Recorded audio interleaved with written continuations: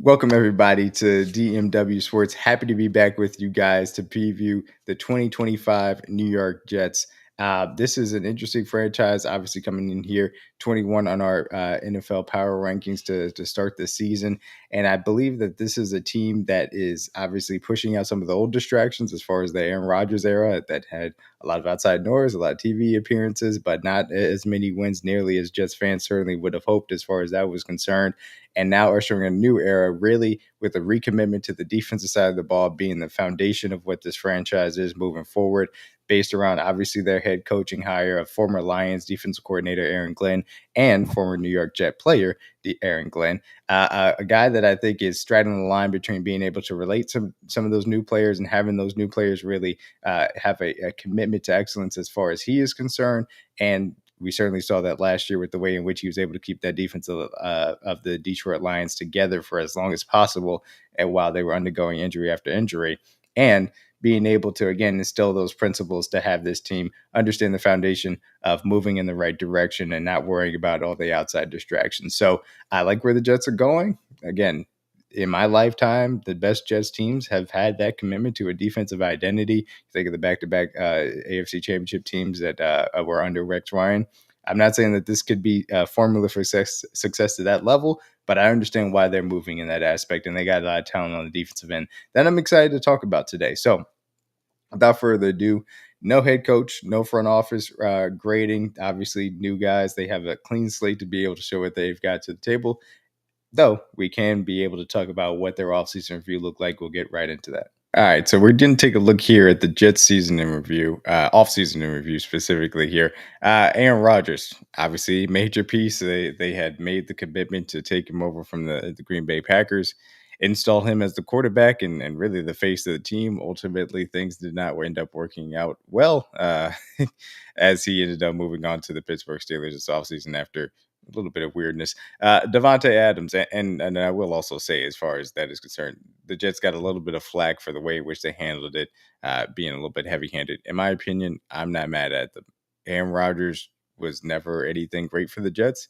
He never established himself as a difference maker for the Jets. He caused a lot of distractions for the Jets for not a lot of wins. If I was Aaron Glenn, first thing I would have done and said, hey, we're moving on from Aaron Rodgers as well. So I would have made that clear that this is my team and we're going to establish that from day one. I'm not mad at the way that they handled Aaron Rodgers personally. Devontae Adams moves on to the Los Angeles Rams. DJ Reed gets a nice contract to leave the team, a guy that's been an underrated contributor for the defense, specifically the last few years. Tyler Conklin, backup tight end, moonlighting as a starting tight end, moves on. Morgan Moses, who filled in at right tackle admirably, moves on as well to the New England Patriots. Tyron Smith retires. Hassan Reddick was a really a failed acquisition, did not do anything for the Jets. He moves on. Javon Kinlaw, Solomon Thomas, failed interior defensive line depth that that had not ever really worked out in that aspect. CJ Mosley, that had been a solid linebacker for the Jets, also moved on. And Chuck Clark, losing a little bit of safety depth there. As far as the additions, gave a pretty nice deal to Justin Fields to basically come in and be their quarterback, at least for this year, with a little bit of commitment for next year. Again, a little bit of a trial basis as far as Justin Fields is concerned, based on the things that he did for the Steelers. A worthwhile swing, but we'll talk about him a little bit later. Brandon Stevens had significant struggles for the Ravens last year, looking to get a little bit of that Aaron Glenn tutelage to change his fortunes. Andre Sisco comes over at physical safety from the Jags to add some depth there. Josh Reynolds comes over to a very thin wide receiver core behind Garrett Williams. We'll talk about him a little bit. Garrett Wilson. We'll talk about Josh Reynolds a little bit later on. Josh Myers adding to the interior offensive line depth, and then Harrison Phillips was a trade to be able to give them a run-stuffing nose tackle that they really needed badly, which understandably so, based on the way that they struggled against the run last season. As far as the New York Jets draft, Armand Membou, a guy that I thought was the second most talented tackle in the class behind Joshua Simmons, as far as that's concerned. Excellent right tackle season for Mizzou football, and a guy that I'm personally happy to say that I really believe in a lot. Talk about him a little bit later on, even more so. Mason Taylor, one of my favorite tight end prospects in the draft, related to Jason Taylor, NFL Hall of Famer, extremely athletic, understands how to play the position as well. I think that he is an underrated piece for what this offense can look like specifically this year moving forward. Azariah Thomas, physical or outside corner, fits what Aaron Glenn is going to want to do, makes full sense as far as that aspect is concerned. Aaron Smith also adds to this wide receiver room. Again, thin outside of Wilson. There were opportunities for one of these guys to step up. We'll see if Smith can be a part of it. They also lost Malachi Corley, who was a third-round pick for them a few years back. Just never showed development from a wide receiver perspective. Not surprised to see him move on. I forgot to mention that in the subtraction section. Malachi Moore adding to the safety depth for this team, again, makes perfect sense. Francisco Maruga being able to add to the linebacker depth, much needed as well behind James Sherwood and Quincy Williams as well. And then Tyler Barron adding to the defensive end rotation for this team. So a solid offseason, I would say. And I think they did a good job at, again, recommitting to the defensive side of the ball the way that Aaron Glenn specifically wants to play this defense, while being responsible as far as some of the big offensive needs at tight end and certainly offensive tackle in that aspect of it. So with that being said, expectations for this team on paper, I mean, I think that when you look at the roster, I think the expectation should be this is going to be a top 8 defense, especially with the mentality and scheme advantages that Aaron Glenn theoretically should bring as a defensive-minded head coach. I think that's a reasonable expectation for the talent that is on this team. And then hopefully being in the playoff hunt, playing meaningful games in December and January. Doesn't mean that you have to make it, but just being within the hunt and on that wild card graphic, of course, that everybody loves to see at that time of year. So, with that being said, let's go ahead and talk about Justin Fields and his placement within the National Football League and what I expect from him on the Jets. So let's talk about Justin Fields for your 2025 New York Jets. The big thing about his development as a quarterback, because I believe he showed obviously some flashes with the Chicago Bears, but I think their circumstances were incredibly difficult for a quarterback to really step into, both from offensive system perspective, weapons, offensive line. It was a bad situation all the way around. Justin Fields does have real limitations as a quarterback, though. He does bring the dual threat ability, which is effective and useful. Certainly, to say the least, especially for designing a run game, which I think Tanner Angstrom will be able to take good advantage of for the New York Jets offensive coordinator position. But these are the types of things that ultimately are going to take him from where I personally have him right now, 25th in my quarterback tiers, higher if he's going to develop as a quarterback. And again, he's only 26. He's got time to develop as well. Or I shouldn't say he has time, but he does have the age and youth to develop as far as that aspect is concerned. And this is an opportunity for him to try and take advantage of. But these straight drop back situations, his ability to find completions over the middle of the field, usually within structure, but also out of structure, is going to be the development. The intermediate portions of his game have, kind of plagued him. His ability to really operate within structure on time has plagued him. Sometimes he sees things a little bit too slow. If he can speed up that mental processing to make things more available to him in the intermediate areas of the field, particularly over the middle of the field, then that is the next step for him to become a competent starter at quarterback and not a borderline backup player that he currently is. And look, the reality situation is, again, I thought that he started off well for the Steelers. If I was coaching the team personally, I wouldn't have made any promises to Russell Wilson, and I would have kept him in for as well that he was playing, and then ultimately maybe moved on to Russell if things started to go poorly. I think he does bring to the table real run game advantages that the Jets will be able to take advantage of, that I'll talk about a little bit later on. And I do like the fact that he now steps into something where he has somebody that he's played with. Garrett Wilson is a true number 1 wide receiver on the team. So I'm going to be interested to see if Justin Fields can get better, specifically at this intermediate drop back game and operating on time and in structure a little bit quicker than he has in the past. Something to watch as far as the Jets and Justin Fields' this upcoming season. Let's go ahead and get to the roster. So as far as this offensive roster is concerned, I give it a C- grade. And personally, for me, it really does rely on the trenches. Again, I really like this young tackle duo of Ola Fashanu, who's my tackle 1 of last year's class, and Armand Membou, in my opinion, who was tackle 2 for me in this year's class. I think they are bookends for the next decade, and I'll talk more about their praise later on. Joe Tippmann, serviceable center with potential to get even better. They got Josh Myers to help out as far as interior offensive line depth as well.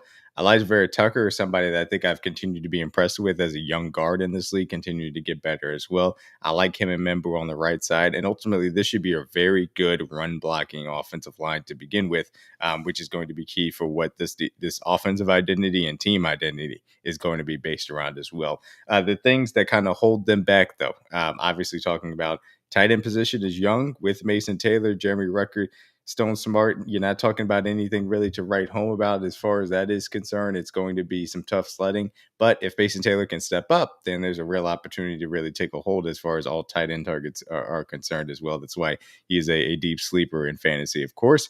Wide receiver situation. It is Garrett Wilson as a true number one. And a lot of question marks. Allen Lazard is hurt. We already know that he has struggles with non Aaron Rodgers quarterbacks and catching passes from him. Josh Reynolds seems to be the clear number two with Aaron Smith and Xavier Gibson. Neither of them really stepping up as far as that is concerned to this point. And so it's tough. But if you're going to live in a world in which you try and run the ball on a consistent basis, get Jeremy Ruckert out there, live in 12 personnel sets, then you really don't have to rely upon 2 to 3 wide receivers. Then you have a bit of a chance, I suppose. Running back aspect of it, Breece Hall, Braylon Allen, Isaiah Davis. We'll talk a little bit more about this trio in a bit. But I do say that I like this combination of backs for what the Lions, for what the Jets are going to try and do, kind of emulating some of the Lions run game scheme that we've seen the last few years from Tanner. Even though he was the pass game coordinator, I'm sure we'll see some of that run game aspect carrying over in that standpoint too. So again, C minus. Could be better with better weapons, mostly carried by the offensive line that I do like, especially for how young it is. And then obviously Garrett Wilson as the headliner. And we'll see how these guys can play alongside Justin Fields. Let's go ahead and get to the defense. So as for the defense, you are talking about a defense that, roster wise is graded for a B for me. I think that this is a defense that does have some real upside to be a top 12 defense, if not higher. Again, like I said, expectations set at top 8, I think are reasonable based on what Aaron Glenn can do, particularly within this secondary as well. Starting up front, again, trading for Harrison Phillips and Juwan Briggs to help out as far as nose tackle. Again, I talked about them having Solomon Thomas last year, them having Javon Hargrave. They simply lacked a lot of beef up front to be able to stop the run on early downs, and that did plague them throughout the season to be able to not actually get to those passing downs to take advantage of. Harrison Phillips and Juwan Briggs will help to mitigate that, to say the least. Will McDonald showing some flashes and continue to get better. How much better is a little bit of a question mark. He was not my favorite edge rusher coming out. That being said, you've seen some things that are at least encouraging from that standpoint. On the other side, Jermaine Johnson is a massive piece of what this defense is going to look like. I'll talk about him in a little bit, but he is going to be somebody that you look at as a catalyst, especially 2 years ago, for how good he was. Quinnen Williams, again, one of the good young defensive linemen in the National Football League. Really, at one point was considered great, maybe take a little bit of step back the last 2 years. Can you get him back to that great level to really supercharge this defense? I think it's certainly within the cards, and we'll see how it continues to work. One thing that does need to be said about this defense as a whole, everything fell apart when Robert Saleh got fired because they stopped being coached. And that's no, big shot at Jeff Ulbrich. Unfortunately, he's just not head coach material, and that's just the reality of the situation. They didn't have any direction at that point in the season. I think they were much better than what the second half of the season certainly showed. That being said, onto the linebacker room. Quincy Williams, good linebacker. Jamie Sherwood, solid guy. I think they've got enough there. Can you get some solid depth between Cam Jones and Kiko Marciano? We'll see. But as long as Quincy and Jamie are out there, that's a good 1-2 punch at the linebacker position. Cornerback room features one of the best corners in the National Football League. I know that he had a down year last year. I still believe that cornerback is one of the most volatile positions, and sometimes it just goes up and down, and you can have a down year. Sauce Gardner, in my opinion, still has that level of talent as far as that is concerned.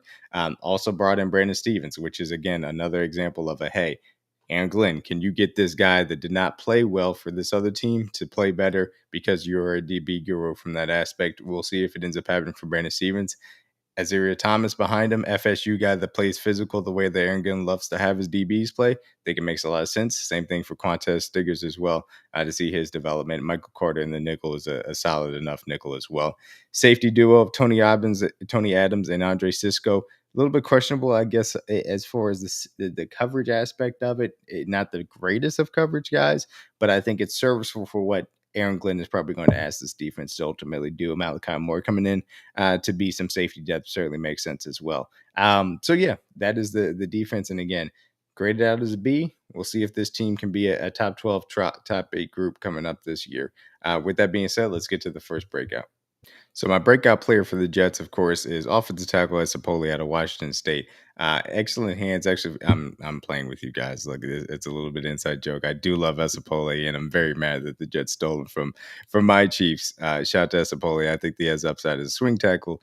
As a developmental tackle in this league. But my actual breakout player, Mr. Jermaine Johnson, of course, did have injury issues last year, but somebody 2 years ago that showed a real ability to get after the passer was actually a sneaky underlying numbers guy as far as being able to create pressure and havoc on a consistent basis in rushing the passer.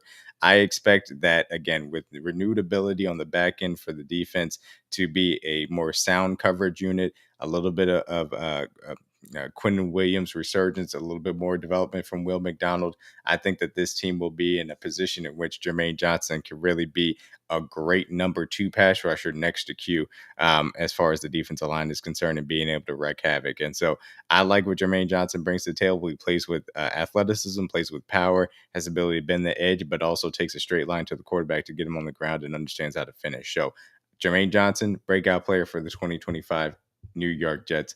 Let's get to what's got me excited. Next, right here, Breece Hall and Braylon Allen. I think that they are really nice compliments for each other. Breece Hall, a little bit of that lightning kind of to Braylon Allen's thunder. The ability to use both of these guys, keep both of these guys fresh. Braylon Allen certainly more of that hammer. Breece Hall being able to be effective out of the backfield as well, whether it's running or catching and getting to the edge. And again, the offensive line in front of these guys is really good too. And you add in the rushing ability of Justin Fields that adds that next layer of dynamicism to your rushing attack.